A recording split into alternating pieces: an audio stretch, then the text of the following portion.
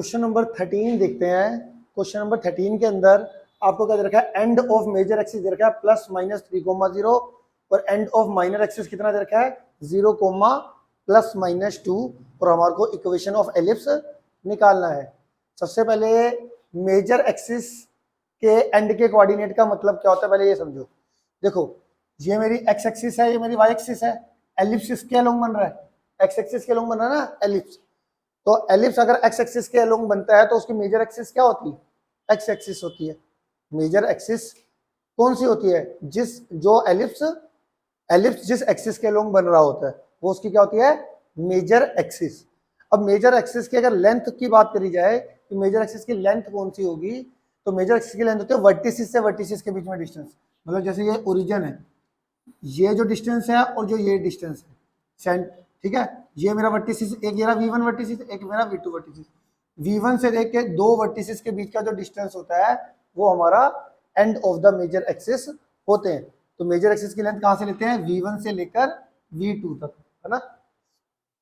तो हमारा end of the major axis का मतलब हुआ, मेजर एक्सिस की लेंथ हुई V1 से लेकर V2 तक। तो end of the major axis कौन कौन से हैं, एक ये वाला, एक ये वाला।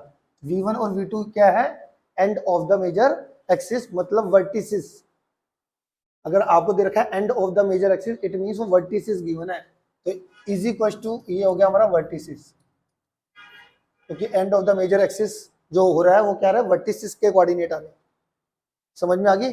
लेंथ ऑफ मेजर एक्सिस जब तुम बताते हो तो length of the major axis में क्या बताते हो कि V1 से लेकर V2 तक की तो लेंथ बताते थे हम, ए यूनिट ये रहा, ए यूनिट ये रहा, तो 2a बोलते थे ना। टोटल लेंथ कितनी होती थी मेजर एक्सिस की, 2a।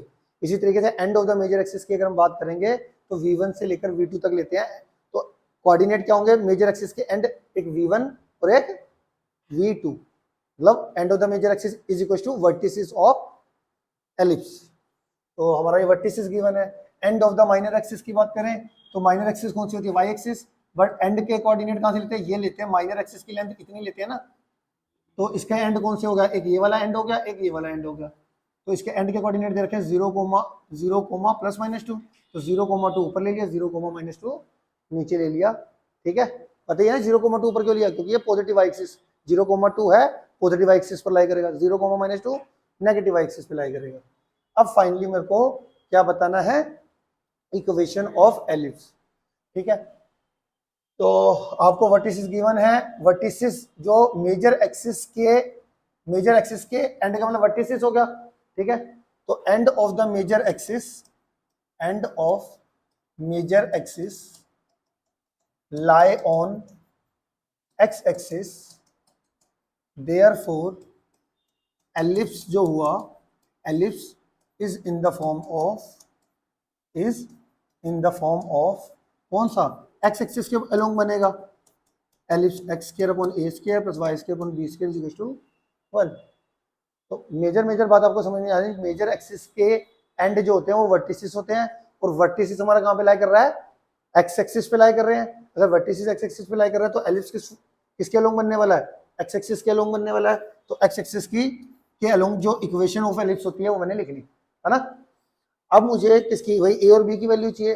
तो end of the major axis equal to vertices, तो वर्टिसिस इसके क्या होते हैं, equal to end of major axis is equal to कितने होते हैं, प्लस माइनस a,0, और गिवन क्या दे रखा है, प्लस माइनस 3,0। ए की वैल्यू यहाँ से कितनी निकल गई, 3 निकल गई। ठीक है, एंड ऑफ माइनर एक्सिस क्या होता है हमारे पास, यहाँ पर 0, प्लस माइनस b होता है।